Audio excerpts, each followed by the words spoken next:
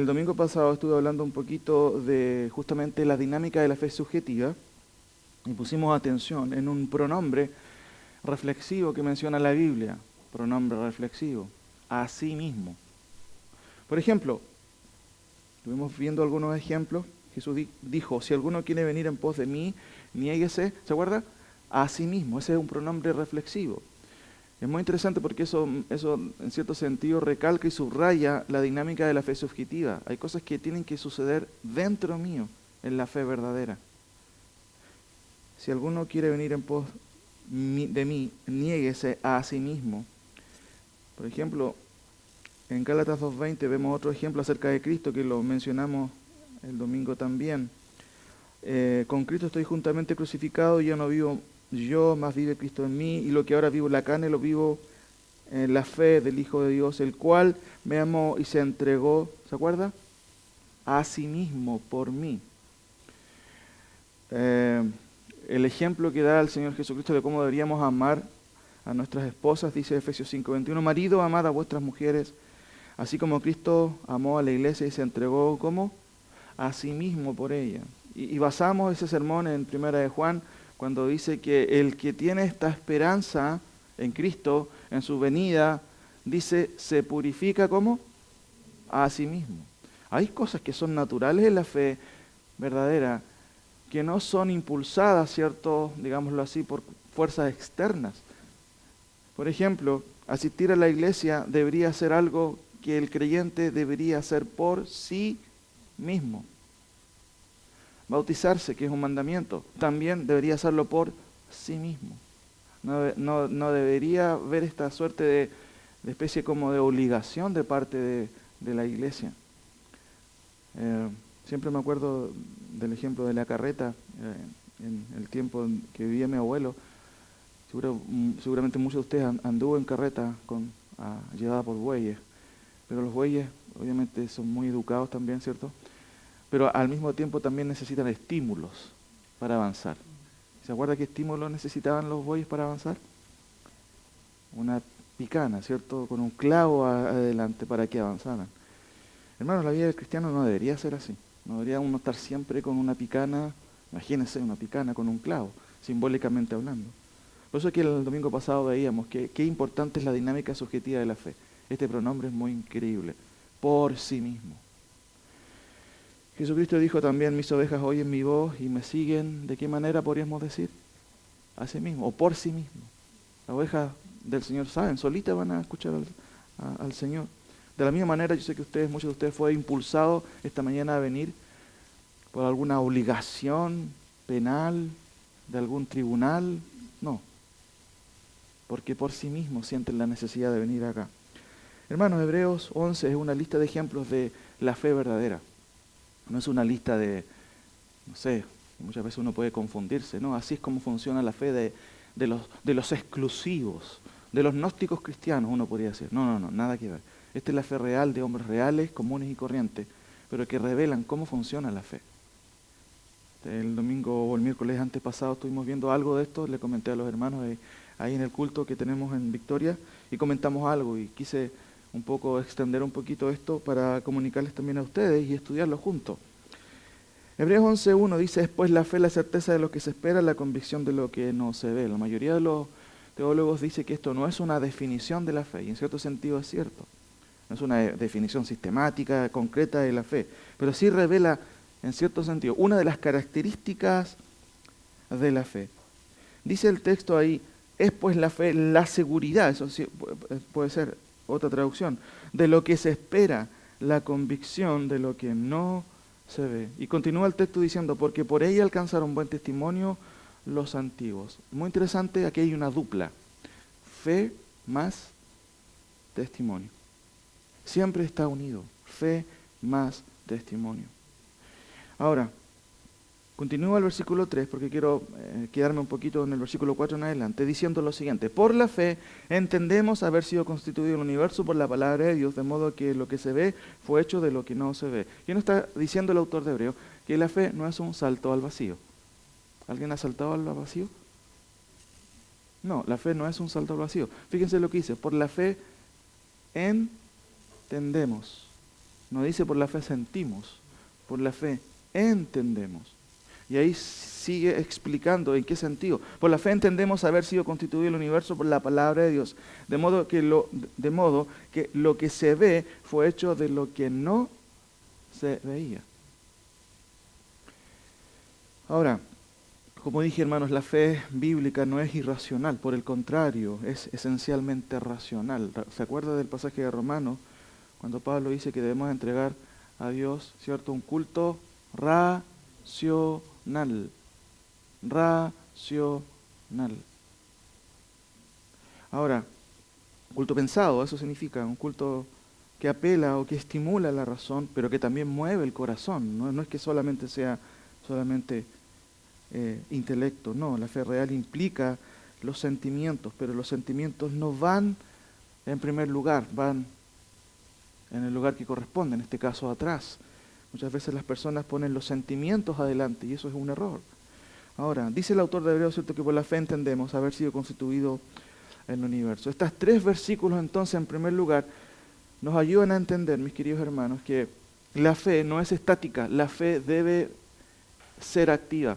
El domingo pasado, vuelvo a repetir, veíamos la dinámica subjetiva de la fe y aprendíamos que la fe real es proactiva. Es una palabra muy moderna que usan muchas veces en los trabajos. Antes era muy bueno ser activo, pero en determinado momento, ¿cierto?, los trabajos, las jefaturas empezaron a hablar de trabajadores proactivos. La fe bíblica es proactiva. No necesita estimulantes a cada momento, porque por sí sola se mueve. ¿Por qué? Porque hay un anhelo de querer tener comunión con el Señor, ¿cierto? Y esta mañana, vuelvo a repetir, ¿cierto?, quiero mostrarles a ustedes ejemplos de fe. En el caso, ya los mencioné, de Abel, Enoc, Noé, Abraham y Sara, Hebreos 11. Ahora, ¿en qué sentido, mis queridos hermanos, vemos aquí ejemplos de fe? Y cuando digo ejemplos de fe, vuelvo a repetir, esto no es una lista, y es larga la lista, yo voy a ver solamente ejemplos concretos aquí esta mañana, ejemplos concretos, para la redundancia, de cómo es la fe verdadera, cómo funciona. Para poder darnos cuenta nosotros, bueno, es nuestra fe de esa manera. Ahora, vamos al primer ejemplo, versículo 4. Dice el texto ahí, por la fe, Abel ofreció a Dios más excelente sacrificio que Caín, por lo cual alcanzó testimonio de que era justo, dando Dios testimonio de sus ofrendas, y muerto aún habla por ellas. Increíble, han pasado muchos años, ¿cierto? Recuerde que Abel fue un personaje del Antiguo Testamento, si sacamos la cuenta, aproximadamente más de 4.000 años, y el testimonio de Noé lo estamos leyendo en el día de hoy, aquí, justamente un domingo, en la palabra del Señor. Imagínense, mira lo que dice el texto al final. Dice ahí, dando Dios testimonio de sus ofrendas, y muerto aún habla por ella. Qué increíble, cómo conocer, mis queridos, cómo conocemos nosotros, cómo la fe de Abel, ¿cierto?, es registrada por la palabra y nos sirve a nosotros como un modelo. Ahora, ¿qué hizo Abel como una de las evidencias de la verdadera fe? ¿En qué notamos nosotros que Abel revela una de las características de la verdadera fe? Dice el texto, ofreció a Dios más excelente. Miren, note otra vez, hermano, lo que dice su Biblia. Dice, por la fe Abel ofreció a Dios más excelente sacrificio. No dice excelente. ¿Cómo dice? Más excelente sacrificio. Uno puede pasar desapercibido estas palabritas, ¿cierto?, que de una u otra manera nos ayudan a comprender qué tipo de sacrificio ofreció Abel. No ofreció solamente un excelente, uno puede decir, oh, qué excelente Abel. El autor de Hebreos quiere poner de relieve que su sacrificio, su ofrenda a Dios no fue excelente, sino, otra vez, diga, más excelente. Ahora, hay cuestiones teológicas involucradas, por supuesto. ¿Cómo Abel ofrece no solamente un excelente, sino un más excelente sacrificio? Si ustedes se retraen a la historia, el hermano, ¿cierto?, de Abel, Caín, ofreció ¿qué cosas? Productos de la tierra. Pero Abel hizo algo como anticipando un poquito algunos conceptos que son importantísimos en la Escritura. Él sacrificó un animal. Cuando digo que aquí hay cuestiones teológicas implicadas, es porque de algún modo, ¿cierto? Notablemente Abel comprendía la gravedad del pecado, por un lado, ¿cierto? Y la importancia de la sustitución. ¿Cómo aprendió eso Abel? Bueno, la tradición oral. Sus padres seguramente le enseñaron. ¿Se acuerdan cuando sus padres también, en este caso, bueno, los primeros padres, pecaron ante Dios? ¿Qué hizo Dios para corregir el problema? Ahí vemos el primer ejemplo en que el pecado tuvo que corregirse por medio del derramamiento de la sangre. Dice el texto que los cubrió con pieles. Está implícito ahí el hecho de que alguien murió para dar esas pieles. Y después Juan viene y nos dice, he aquí el Cordero de Dios que quita el pecado del mundo. ¿Cómo? ¿Por medio de qué? De su muerte. De algún modo Abel entiende muchas cosas y sabe que ofrecer sacrificio a Dios no es simplemente llegar y entregar cualquier cosa. Muere un animal y con eso refleja la conciencia, el respeto y el temor de Abel. Por eso que el texto dice que ofreció, ¿se acuerda? Más excelente sacrificio. La enseñanza de Abel se deriva entonces de esta expresión, más excelente sacrificio. ¿Qué nos enseña Abel, mis queridos hermanos, con respecto a la verdadera fe? ¿Qué nos enseña Abel con respecto a cuáles son las características? ¿Cuál es una de las características de la verdadera fe? Y esto se puede encerrar bajo un concepto, adoración. Adoración. Y la adoración nunca deja de tener un criterio urgentemente verdadero. Una persona puede tener mucha pasión por el Señor, pero no sirve cualquier adoración. ¿Se acuerda de los hijos de un personaje en el Antiguo Testamento que ofrecieron un sacrificio que no era agradable a Dios? Eliú, ¿cierto? Y Abiú. ¿Qué ofrecieron al Señor? ¿Cómo lo define la Escritura? Fuego extraño. ¿Y cómo terminaron? Muertos. ¿Por qué digo, hermanos, que Abel ofrece más excelente sacrificio, pero también su sacrificio nunca deja de tener un criterio urgentemente verdadero? Hermanos, no se trata cuando adoramos al Señor de hacer un equipo de pandero y que no importa que, o no sé, que tengamos un coro magistral. Aquí ves que somos súper rústicos, ¿cierto? Tenemos un pianito y Felipe nos acompaña con la flauta, esta vez le tocó dirigir, pero no se trata de que sea más pomposo adelante. ¿Se acuerda cuando Jesús dice, hablando a la mujer samaritana, que va a llegar un día en que los verdaderos adoradores adorarán al Padre? ¿Cómo? En espíritu y en verdad. Hay dos criterios de cómo funciona la verdadera adoración.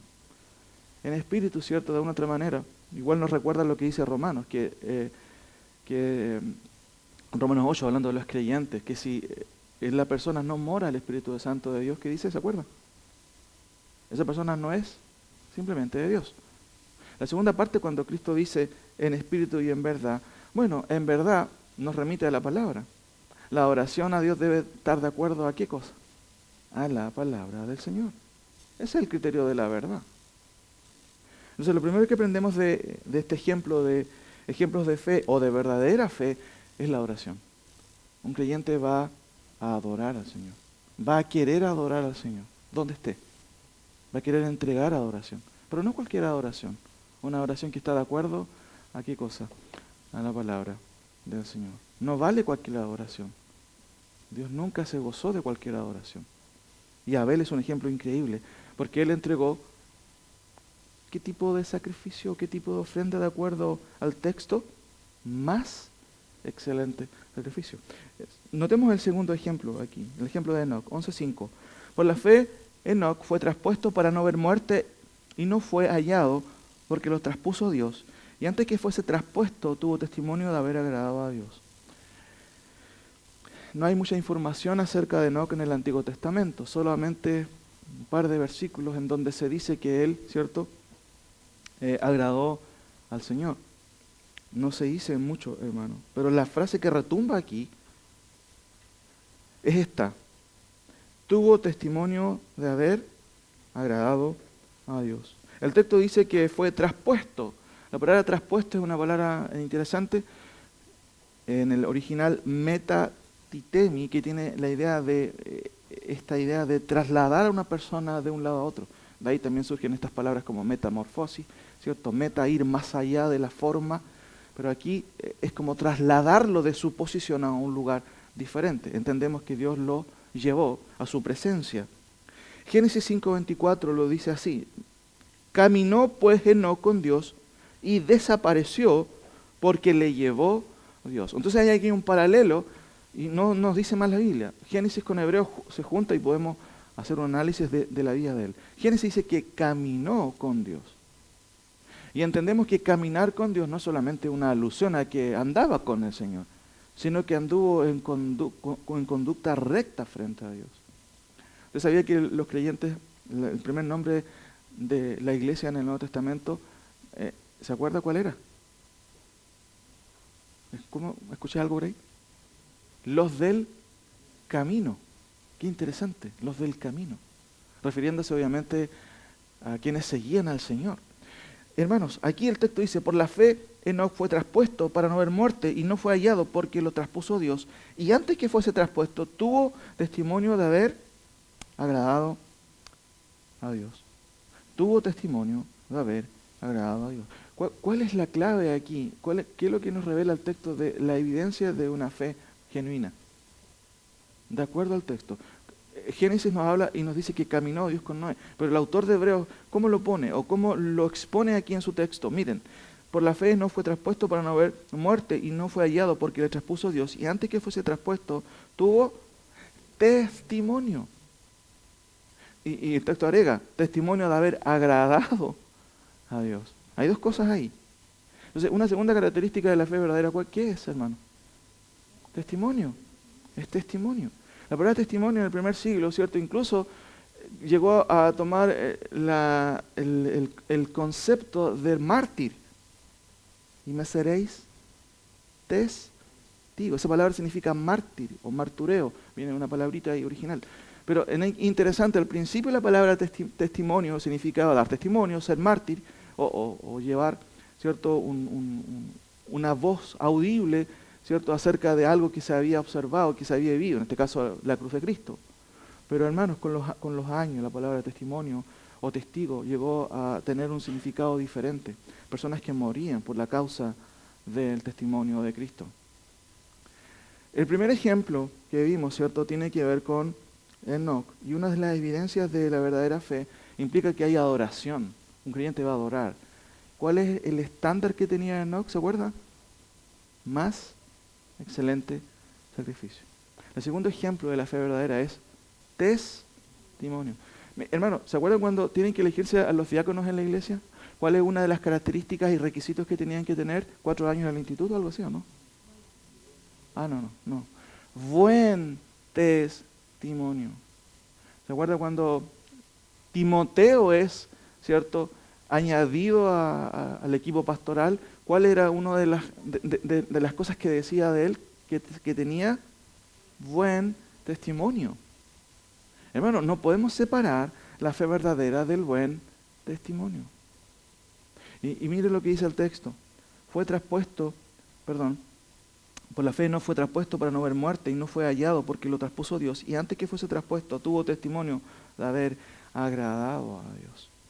Segunda cosa, testimonio. Tercer ejemplo, miren hermanos, Hebreos 11, ¿cierto? 7.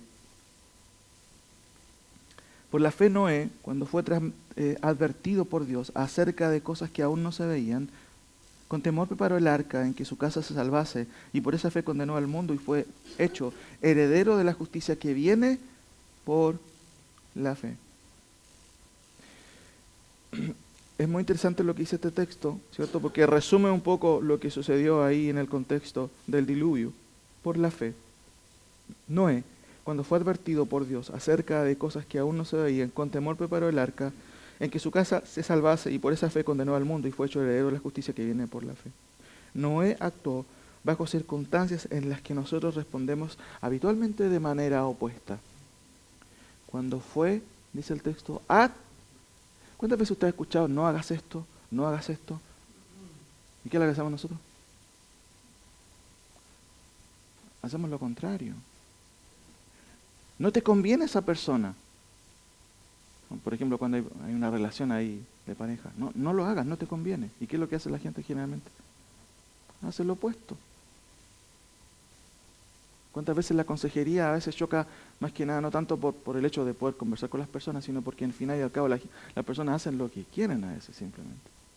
Pero Noé hace algo, hermanos, que es increíble, porque él hace algo, ¿cierto?, que uno podría decir, ok, ya está bien. Algo tiene que tener Noé para que llegue a hacer algo, porque el texto dice lo siguiente: cuando fue advertido por Dios acerca de cosas, segunda cosa, que aún no se veían. En cierto sentido, actuó bajo una perspectiva inexistente.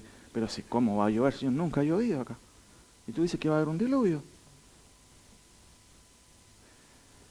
Primero, vuelvo a recalcar, Noé actuó bajo circunstancias en las que nosotros respondemos de manera opuesta. Cuando fue advertido. Hermano, qué importante es la advertencia. De hecho, la epístola a los Hebreos es una epístola también de advertencia.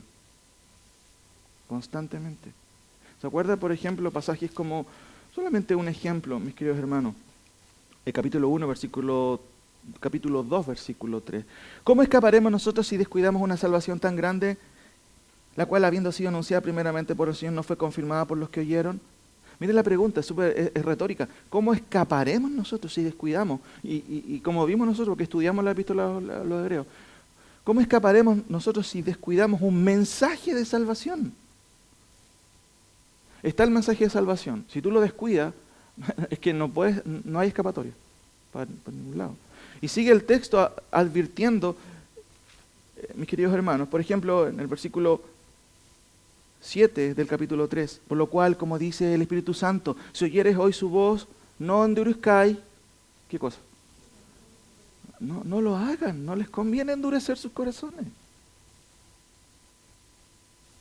Constantemente, hermanos, vemos aquí advertencias de parte del autor de Hebreo para responder correctamente. Ahora, Noé, dice el texto ahí, volvamos a nuestro pasaje, Hebreos 11, por la fe, cuando fue advertido Noé, advertido por Dios acerca de cosas que aún no se veían, con temor preparó el arca en que su casa se salvase, y por esa fe condenó al mundo y fue hecho heredero de la justicia que viene por la fe. Lo tercero que se menciona es una tercera característica que está incluida en la fe verdadera. Dice el texto ahí, por la fe Noé, cuando fue advertido por Dios acerca de cosas que aún no se veían, miren lo que sigue a continuación, con temor. Con temor preparó, dice el texto ahí, con temor preparó el arca en que su casa se salvase. Y esa es una situación muy, muy importante, el temor. En la Biblia siempre el temor se lo presenta de dos maneras en relación con Dios. El temor a Dios y el temor de Dios. Es diferente.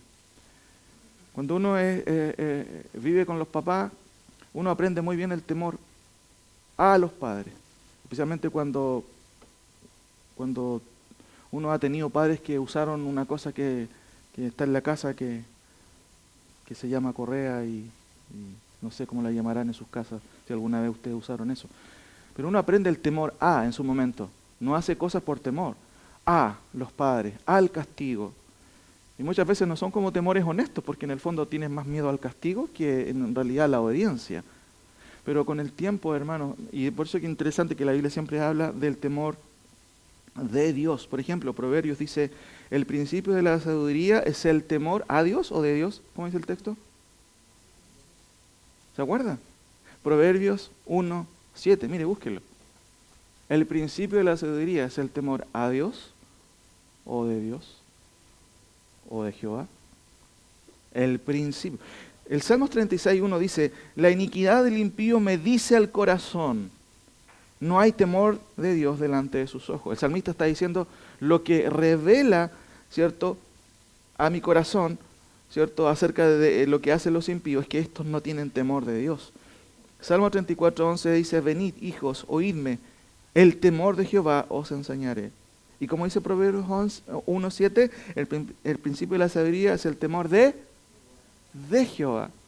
Hermano, es un temor que uno aprende que nos lleva a ser cautelosos frente a lo que hacemos, pero también frente a lo que Dios nos pide. José, cuando fue tentado en Egipto por la esposa de Potifar, ¿se acuerda el relato y la historia ahí? Seguramente José tendría una buena apariencia, el texto lo alude también. Y la mujer, ¿cierto? Ahí, de Faraón, quiso tentarlo, pero él, ¿qué hizo? Se negó, pero huyó también. Imagínense qué es lo que significa esa historia para los oídos de los hombres del siglo XX. Pero ¿cómo, José? ¿Cómo no? ¿Por qué no? ¿Por qué no hiciste lo que tenías que haber sido? ¿Por qué no aprovechaste la oportunidad? Pero es muy interesante porque José revela en este ejemplo y otros más que él tuvo temor de Dios. Porque en el fondo no tenía tanto temor a Faraón, él tenía temor al Señor, de fallar al Señor. Hermano, cuando vemos nosotros el ejemplo en el caso de Noé, con temor preparó. Hay muchas cosas que es lamentable en la vida cristiana. A veces tienen que explicarnos de todas las formas posibles. No es bueno, no es correcto. Mi papá es pastor, tiene canas, yo no las, bueno, igual tengo, pero él tiene más. Y él muchas veces, yo recuerdo testimonios de consejería de él, de personas que se le aconsejó toda una vida, pero nunca quisieron hacer caso. Nunca tuvieron temor de Dios. Y en el día de hoy muchos de ellos viven no solamente situaciones fracasadas de vida cristiana, sino también incluso de salud, hermano, por no haber obedecido el consejo de Dios, por no haber tenido temor de Dios. Por eso que el ejemplo concreto aquí de lo que vemos en Noé, ¿cierto?, es el temor. Eso yo recalco y subrayo aquí esta cita. Recordemos un poco lo que hemos visto. Noé es un ejemplo de adoración. ¿De qué tipo de adoración? ¿Se acuerda? ¿De una adoración excelente? No, más excelente. El ejemplo de Noé, ¿cierto? Bueno, el que estamos viendo, el ejemplo de Enoc, ¿cierto? Testimonio, agradó a Dios, ¿cierto? Tuvo testimonio de haber agradado a Dios. El ejemplo de Noé, y yo recalco y subrayo esto, el temor. Leo nuevamente, por la fe, cuando fue advertido por Dios acerca de las cosas que aún no se veían, con temor preparó el arca en que su casa se salvase, y por esa fe condenó al mundo y fue hecho heredero de la justicia que viene por la fe. Dice el texto y clarifica, hermanos, que la reacción de Noé no dejó a un lado, ¿cierto?, la parte seguramente racional de él. No. Pero lo que nos subraya el autor de Hebreos es que él fue hecho heredero de la justicia que viene por la fe. Lo que destaca entonces en el ejemplo de Noé, mis queridos hermanos, es el temor. Simplemente el temor. Va a hacer cosas que no se veían, pero él prefiere tener temor a Dios y hacer lo que Dios le mandó. Esa es una tercera característica de la fe genuina, es el temor a Dios. 8 y 10, otro ejemplo. Un ejemplo muy conocido. Por la fe Abraham, siendo llamado, obedeció para salir al lugar que había de recibir como herencia y salió sin saber dónde iba. Por la fe habitó como extranjero en la tierra prometida, como en tierra ajena, morando en tiendas con Isaac y Jacob, coherederos de la misma promesa. El autor de Hebreos añade un dato que no aparece en el Génesis, que es el versículo 10. Porque esperaba la ciudad que tiene fundamentos, cuyo arquitecto y constructor es Dios. El ejemplo de Abraham es muy conocido. ¿Qué dice el texto? Miren, solamente notando lo que dice el texto sin añadir ahí, dice que Abraham hizo algunas cosas. Salió sin saber a dónde iba, habitó como extranjero y moró también en tiendas, dice ahí el texto, con Isaac y Jacob. Pero lo que resalta el autor de Hebreos, mis queridos hermanos, está en una frase concreta ahí. Miren, por la fe Abraham, siendo llamado, muy bien, ustedes ya lo captaron, obedeció. Entonces, ¿cuál es la característica, además de la que hemos visto, ¿cierto? En el caso de la adoración al Señor, de caminar, de tener buen testimonio, ¿cierto?, de tener temor de Dios. ¿Cuál es una cuarta característica de la fe genuina? Muy bien, todos lo entendemos, la obediencia. La obediencia, el texto dice, por la fe Abraham siendo llamado, obedeció para salir, y el texto es claro en decirnos, para salir, dice el texto, a un lugar que había de recibir como herencia, y salió sin saber a dónde iba. Muchos de nosotros hoy llamaríamos irresponsable a Abraham, porque salió sin saber a dónde iba. Pero lo que dice el texto es lo contrario, que Dios toma esta acción de Abraham como un acto de obediencia. Un acto de obediencia. Dice el texto que tenía una esperanza. Tal esperanza, de acuerdo a Romanos, descansaba obviamente en la fidelidad de Dios. Acompáñame por un momento a Romanos, porque Romanos también explica, hermanos, en qué consiste la fe verdadera, tomando como ejemplo a Abraham. Romanos se encarga justamente de explicarnos eso. Note por favor en los capítulos 4 en adelante. El autor de Hebreos hace muchas preguntas relacionadas con el padre de la fe, a quien alude aquí como Abraham. ¿Qué pues diremos, dice el versículo 1 del capítulo 4, que halló Abraham, nuestro padre, según la carne? Porque si Abraham fuese justificado por las obras, tiene de qué gloriarse, pero no para con Dios. Porque, ¿qué dice la Escritura? Creyó Abraham a Dios y le fue contado por justicia. El versículo 4 dice, pero al que obra no se le cuenta el salario como gracia, sino como deuda. Mas al que no obra, sino cree en aquel que justifica al impío, su fe le es contada por justicia. Como también David habla de la bienaventuranza del hombre a quien Dios atribuye justicia sin obras. El cuarto ejemplo, entonces, mis queridos hermanos, tiene que ver con obediencia simplemente, una obediencia al Señor, pero también la obediencia que descansa en algo que es muy interesante, que también lo vamos a ver en el quinto ejemplo, en Sara. Note por favor aquí, antes de concluir, algo que también Abraham ve y Sara, el autor de Hebreos, ambos, ¿cierto?, menciona algo que se aplica tanto a Abraham como a Sara. De hecho, ambos eran matrimonio. Hebreos capítulo 11, mire, vamos ahí nuevamente en nuestro pasaje para ver el último ejemplo acerca de Sara. Versículos 11 y 12. Dice así la palabra del Señor. Por la fe también la misma Sara, siendo estéril, recibió fuerzas para concebir y dio a luz aún fuera de tiempo de edad, porque creyó que era fiel Dios quien lo había prometido. Por lo cual también de uno, y ese ya casi muerto, salieron como las estrellas del cielo en multitud, y como la arena innumerable que está a la orilla del mar. Si uno hace un recuento de Sara, en Génesis 17, no lo busquen, cuando Abraham, ¿cierto?, es notificado de parte de Dios que va a tener un hijo, él se rió, ¿se acuerda? Dijo, yo tengo casi 100 años, y Sara, ¿cuánto? Casi 90.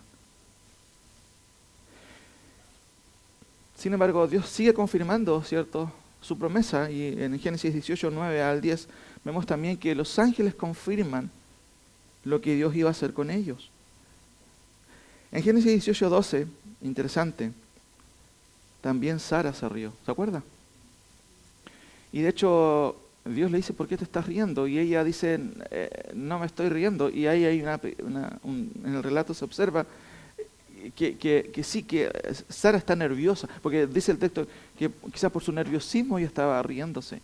Pero lo interesante y quizás lo que es digno de subrayar es que en el versículo 14 de Génesis 18 hay una pregunta que hace Dios, que es clave. ¿Acaso hay algo imposible para Dios? ¿Cuál es la respuesta? Nosotros lo sabemos, porque leemos la palabra del Señor. Pero esa pregunta, hermanos, nuevamente salta a la luz y igual tiene que ver con nosotros. ¿Acaso hay algo imposible para el Señor? ¿Cuántos años tenía Abraham? Sí, casi 100. Y Sara, casi 90 años. Ahora, notemos algo que es muy interesante. No lo busquen, hermanos. Leo nuevamente el pasaje que nos recuerda un poco la experiencia de Sara. En Génesis 21, 6 y 7 dice, Dios me ha hecho reír, y cualquiera que lo oyere se reirá conmigo. Y añadió, ¿quién dijera a Abraham que Sara habría de dar de mamar a hijos? Pues le he dado un hijo en su vejez. Interesante porque Sara se ríe, pero ¿cuál es la risa aquí? ¿Cuál es la idea? No es una risa de no creer, sino de alegría, una alegría, una risa de gozo. Ahora, note lo que dice de Sara. Siendo estéril, recibió fuerzas, dio a luz fuera de tiempo. Hebreos, volvamos ahí a Hebreos nuevamente. Hebreos capítulo 11, versículo 11, valga la redundancia. Por la fe también la misma Sara, fíjense lo que dice el texto, siendo estéril, como muchas otras mujeres también que Dios abrió también la matriz, siendo estéril, recibió fuerzas para concebir y dio a luz aún fuera de tiempo de edad. Y aquí está la clave. Como dice el texto, porque creyó que era fiel quien lo había prometido. Y hermano, esta frase es muy interesante porque si volvemos a Romanos, se dice algo parecido también de Abraham. Vuelva a Romanos, por favor, solamente para mencionar y recalcar lo que el texto subraya ahí acerca de en qué consiste la fe verdadera. Romanos capítulo 4.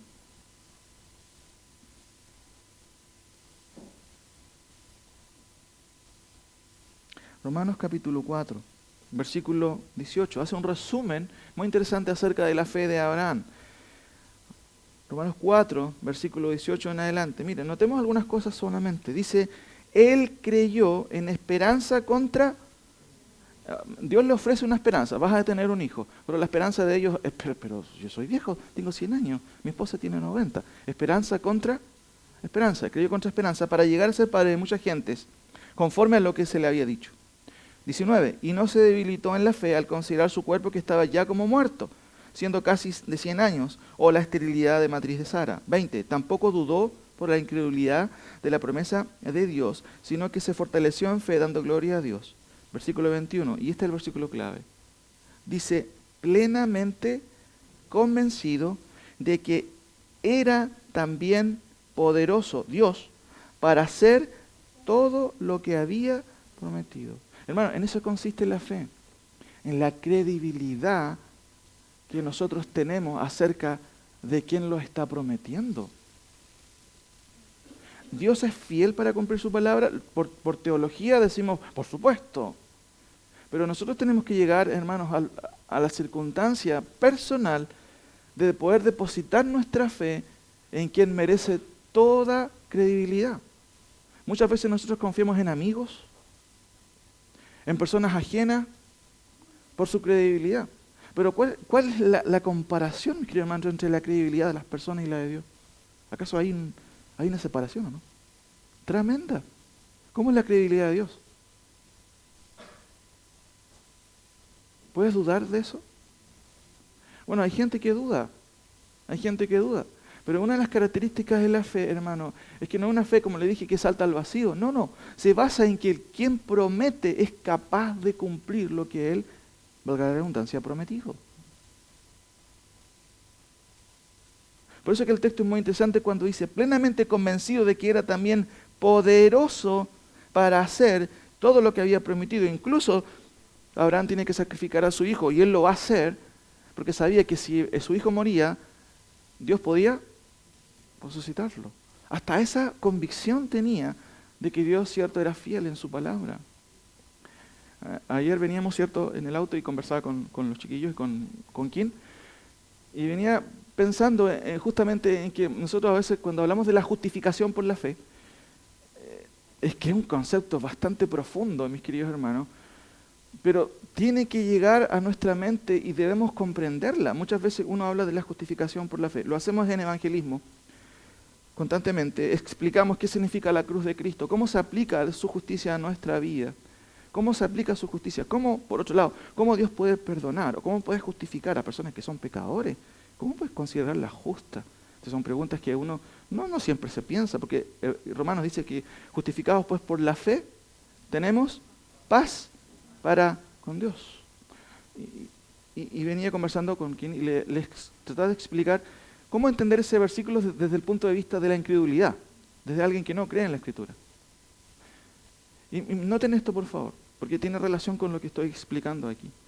Dice, justificados pues por la fe, tenemos paz para con Dios por medio de nuestro Señor Jesucristo. ¿Cómo puedes tener, cierto, o cómo puedes ser justificado o declarado justo en base a cuestiones que señala el texto ahí en Romanos, cierto, que estoy leyendo Romanos 5:1, justificados pues por la fe, tenemos paz para con Dios, por medio de nuestro Señor Jesucristo? Se mencionan dos sustantivos ahí, o en este caso dos personas, valga la redundancia, perdón, Dios y Cristo. ¿Cómo puede ser justificado? Y se los pregunto desde el punto de vista de alguien que no cree, o es quizás, no digo agnóstico, pero que incrédulo con respecto a la palabra. ¿Cómo puede creer alguien en dos personajes que están muy lejos y separados de nosotros? Si lo ponemos en distancia, ¿qué tan lejos está? Aquí se mencionan a dos personas, Dios y Cristo. Noten nuevamente, justificados pues por la fe tenemos paz para con Dios. ¿Por medio de quién? ¿Cuánta distancia hay de nosotros de Cristo? Díganme ustedes. Yo lo quiero medir en tiempo, en la temporalidad, me refiero, no en centímetros, en años, por ejemplo. ¿Cuánto estamos lejos de Cristo? Dígame usted. Yo escucho por ahí con un pequeño timidez. ¿Cuánto? ¿Más de cuánto? De 2000 años.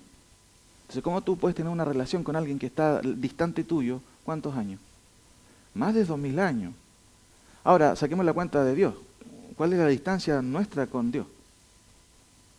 Es infinita. ¿Alguien conoce a Dios? ¿Alguien ha conversado con Dios? Justificados pues por la fe, tenemos paz por medio de nuestro Señor Jesucristo. Pero ¿cuál es la clave del texto ahí? Muy bien, la fe. Pero ¿cómo la fe nos acerca a Cristo que está tan lejos de nosotros? Y miren esto. ¿Ustedes saben cómo empieza el apóstol Juan su epístola? La primera epístola de Juan. Mire, acompáñenme ahí por un momento. Porque la fe es clave, sin duda. Pero la fe no es un salto al vacío. Alguien puede preguntarnos, ¿cómo puedes creer en Cristo, un personaje que murió hace 2000 años? Está tan lejos de nosotros, ¿cómo puedes creer en ello? ¿Cómo empieza diciendo el apóstol Juan su testimonio, digámoslo así, su relato en primera de Juan? Miren qué interesante. Miren, yo lo he mencionado otras veces y usted seguramente lo ha escuchado, pero es bueno repetirlo.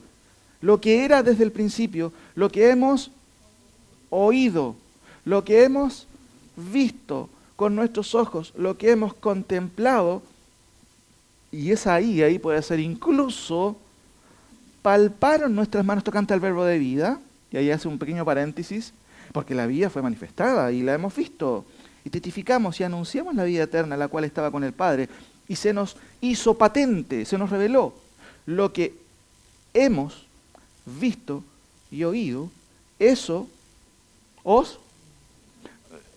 cuando el texto de Romanos dice que justificados, declarados justos, ¿cierto? Justificados pues por la fe, tenemos paz para con Dios por medio de nuestro Señor Jesucristo.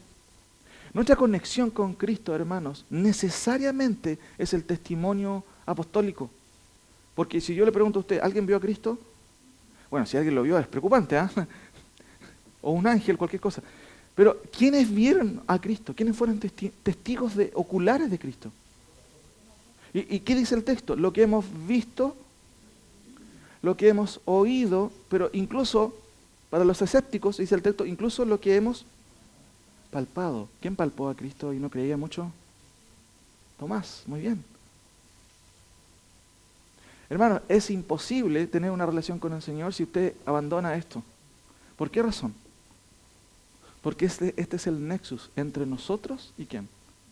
Por eso que el autor Juan dice, lo que hemos visto y oído, eso os anunciamos. ¿Se acuerda cuando Cristo también dice en el Evangelio de Juan, estas cosas se han escrito para qué? Juan 20, miren, solamente como un repaso anexo, y miren, Juan 20 para que... Juan 20, 30, 31. Juan dice, hizo además Jesús muchas otras señales en presencia de sus discípulos, las cuales no están escritas en este libro.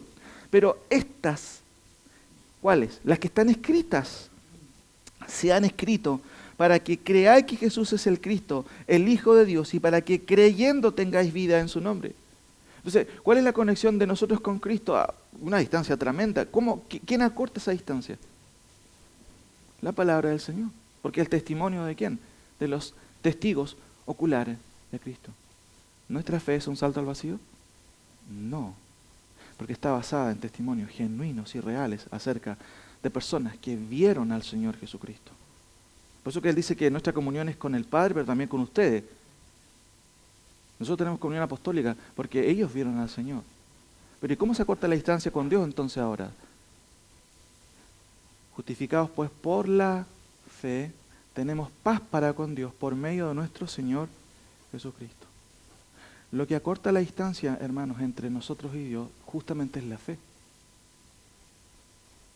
¿Alguien de ustedes vio al Señor? Ninguno. Pero tenemos testimonios fidedignos acerca de su realidad. ¿Cuál es? Su palabra. Su palabra es un testimonio de Cristo vivo. Entonces, ¿qué es lo que acorta esa distancia? Bueno, ahí viene la fe.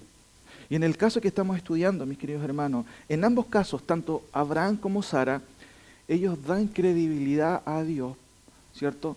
Porque Dios es digno de credibilidad. Más encima nos ha dado testimonios objetivos de que Él es real. ¿Qué pasó con Cristo? ¿Permaneció en la tumba? Resucitó.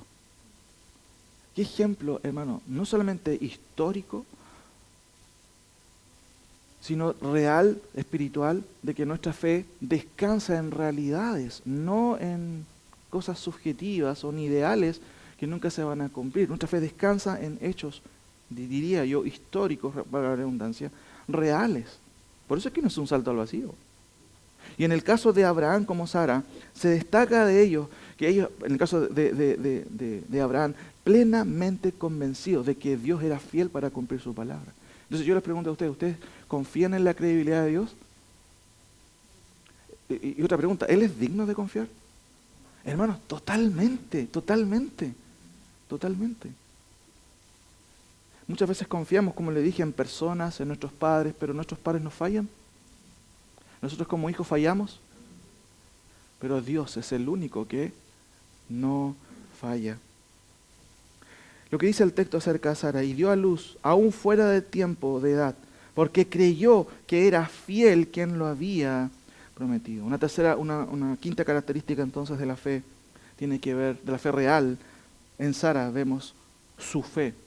Y note esto, fe en el Nuevo Testamento siempre está unido con otra palabrita. Fidelidad. Alguien que tiene fe generalmente va a ser fiel. Aquí se habla de la fidelidad de Dios, pero en el caso también vemos una fidelidad en el caso de Sara, porque ella permaneció firme en sus convicciones, es cierto, a pesar de que tenía dudas, se rió por temor, pero de acuerdo al texto bíblico ella realmente confió en que Dios era capaz de hacerlo. Seguramente se rió diciendo, wow, ¿cómo va a hacer eso? ¿Cómo va a hacer eso? Es increíble. Abraham seguramente mostró un poquito más, ¿cierto?, incredulidad en cierto momento, porque yo soy viejo, a pesar de que el texto de Hebreos nos muestra la superación de Abraham. No ignora que Abraham también pasó por valles de duda y quiso arreglar las cosas a su modo. ¿Se acuerdan cómo las quiso arreglar a su modo? Ya lo sabemos. Pero el autor de Hebreos no es que se contradiga con lo que dice el texto, lo que está mostrándonos es la superación de la fe de Abraham. Él quiso hacer las cosas a su modo y ahí tuvo un hijo, ¿cierto?, con Agar, y tú sabes el problema que trajo eso. Pero el autor de Hebreos nos cuenta la superación de la fe de Abraham. Llega un momento en que él dice, Dios es capaz de hacerlo, lo va a cumplir. Lo hizo cuando tuve que entregar a mi hijo en sacrificio, él cumplió su promesa, lo puede hacer. Ahora, hermanos, ¿cuál es la conclusión? Termino con algunas palabras. Note por favor que el capítulo 11 de Hebreos es muy interesante porque nos habla de los ejemplos de la fe y de los ejemplos de cómo funciona la fe real, la fe salvífica, la fe verdadera. Y vimos varias cosas. Pero es muy interesante porque si consideramos este capítulo, hermanos, hay que verlo dentro del contexto de toda la epístola. ¿Y qué nos sugiere también el autor de Hebreos? Note por favor algunos versículos. Capítulo 3, versículo 12. ¿Qué es lo que está tratando también el autor de Hebreos de corregir aquí? También con este capítulo 11, tremendo capítulo. Hemos visto solamente aquí un par de ejemplos, nada más. Pero hay algo que también el autor de Hebreos quiere también subrayar con estos ejemplos. Mire lo que dice el versículo 12. Mirad, hermanos, que no haya en ninguno de vosotros corazón malo. ¿De qué? De incredulidad. ¿Para qué cosa? Qué interesante que la incredulidad igual te puede llevar ¿a dónde? Lejos de Dios. Nota por favor lo que dice el versículo 19 ahí. Hablando un poco, ¿cierto?, de la dureza de los judíos, dice, y vemos que no pudieron entrar a causa de ¿qué cosa? Mire, por favor, sáltese al versículo 2 del capítulo 4. Leo el versículo 1. Temamos pues, no sea que permaneciendo aún la promesa de entrar en su reposo, algunos de vosotros parezcan no haberlo alcanzado, porque también a nosotros se nos ha anunciado la buena nueva como a ellos, pero no les aprovechó el oír la palabra por no ir acompañada de fe en las que lo oyeron. O sea, ¿qué es lo que nos está diciendo el autor? Muchos de ellos simplemente fueron incrédulos. Mira lo que dice el capítulo 10, versículo 38 y 39. Mas el justo vivirá por fe, y si retrocediere no agradará a mi alma. Pero nosotros, dice el autor de Hebreos, no somos de los que retroceden para perdición, sino de los que tienen fe, ¿para qué cosa? Para preservación del alma. Hay una fe que es falsa y hay una fe verdadera. Lo que está tratando de hacer el autor, mis queridos hermanos, es poner, ¿cierto?, en el contexto lo que estamos viendo, pero poner de relieve lo peligroso de la incredulidad. Porque lo que está mostrándonos en los Hebreos 11 son ejemplos no de incredulidad, sino de qué cosa? De fe, pero de fe genuina. Y si yo resumo un poquito, hermanos, ¿cuál es el problema de la incredulidad? La incredulidad trae consigo la duda. Y cuando una persona duda, ¿qué pasa? Está en peligro, hermanos. En peligro de equivocarse, en peligro de caer, en peligro de tomar un camino que no es el correcto. Viene una especie como de ambivalencia. Es por aquí, es por acá. Y eso también trae, en algunos casos, ¿cierto?, grandes equivocaciones. Por otro lado, la incredulidad también provoca pasividad. Porque la fe es activa. ¿Se acuerdan lo que vimos el domingo pasado? El que tiene esta esperanza en Él se purifica ¿cómo? A sí mismo. La incredulidad lleva a las personas a estar estática, a no hacer nada. Pero la fe real no es así. Y 5 ejemplos vemos aquí característicos. Notemos y resumo finalmente. Lo que la fe verdadera incluye y demanda, en primer lugar, es adoración. Abel. ¿Qué tipo de adoración es? Él dio al Señor, ¿qué tipo de sacrificio? Acuérdese. Más, no solamente excelente, sino más excelente sacrificio. Hermano, ¿usted qué tipo de sacrificio está entregando al Señor? ¿Cuál es el estándar? El estándar de Enoc es un ejemplo para nosotros. Más excelente sacrificio. Hermanos, adorar al Señor involucra un sacrificio. Tiempo. De nuestro tiempo, de nuestro dinero al Señor también. ¿Qué tipo de sacrificio estamos entregando al Señor? Miren el ejemplo de Enoc. Más excelente sacrificio. Segunda característica, testimonio ante Dios. ¿Cómo está nuestro testimonio? El apóstol Pablo dice que somos cartas. Mire, ni siquiera tenía Facebook, pero él ya sabía que nosotros éramos cartas abiertas. Toda la gente sabe, hermanos, quiénes somos. Ah, no me hables de esa persona. Ah, sí, lo conozco. No, intachable esa persona. A lo mejor debe ser religioso. La gente se da cuenta. Testimonio, mis queridos hermanos. Ese fue un ejemplo concreto de la vida de Enoc, que no se nos dice mucho.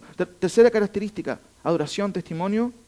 Noé hizo algo increíble, pero ¿qué lo llevó a hacer eso? No se veía, no había por ningún lado que iba a llover, pero algo lo llevó a hacerlo. ¿Se acuerda?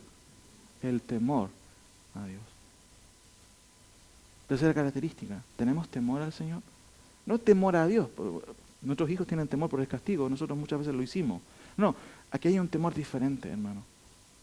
Un temor que considera el agradar a Dios y no salirse de ese objetivo. Yo quiero agradar a Dios y por temor no voy a hacer esto.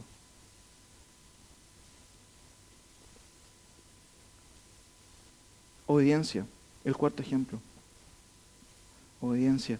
Claramente vemos también este ejemplo, mis queridos hermanos, en el caso de Abraham.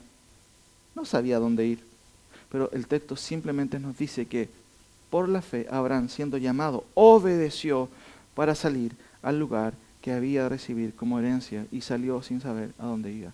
Hermano, hay muchas cosas que nosotros en la vida cristiana, a veces vamos a citar un montón de explicaciones, Y queremos muchas explicaciones, pero Dios simplemente desea de nosotros un acto concreto, que es la obediencia. Nada más que la obediencia. De hecho, es muy interesante porque el apóstol Pedro, cuando empieza su epístola, dice algo interesante. Miren, es cortito, Primera de Pedro.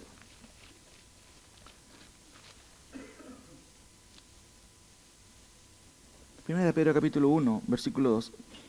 Él habla acerca de quiénes son sus destinatarios. Él dice, elegidos según la presencia de Dios Padre en santificación del Espíritu, y aquí hay una palabrita clave, una preposición de propósito. Dice, para obedecer. Podemos cambiar el texto y decir, ¿quiénes son los elegidos de Dios? Los que obedecen, hermano. Por supuesto, yo no sé quiénes son los elegidos, pero la Biblia deja ver muchas veces y de muchas maneras cuáles son las características de los elegidos. Uno de ellos es la obediencia. Finalmente, Sara es un ejemplo concreto de la fe, de creer a Dios, de que Él es capaz de hacer algo imposible. Yo soy viejita, mi cuerpo está ya desgastado, ¿cómo va a tener? Pero ella confió. Y es un ejemplo concreto también de lo que es la fe, es la confianza radical en que Dios es capaz de cumplir lo que Él dice. En el fondo, hermanos, muchas veces la apuesta puede ser totalmente contraria a nosotros, pero tenemos a un Dios tan poderoso y grande que sobrepasa las circunstancias. Pero esa distancia solamente se acorta por medio de la fe. Y la fe dice, ¿Dios es capaz de hacerlo? Sí, es capaz de hacerlo. Me dejo en sus brazos, simplemente. Y eso es lo que hizo Sara. Por eso es que la fe está muy ligado a otra cosita. ¿Te acuerdas? La fidelidad. Si yo les pregunto a ustedes, ¿ustedes tienen fe realmente? No quiero que me respondan, sí tengo fe. Sería bueno que lo demostrásemos todos por medio de otra cosa, la fidelidad al Señor.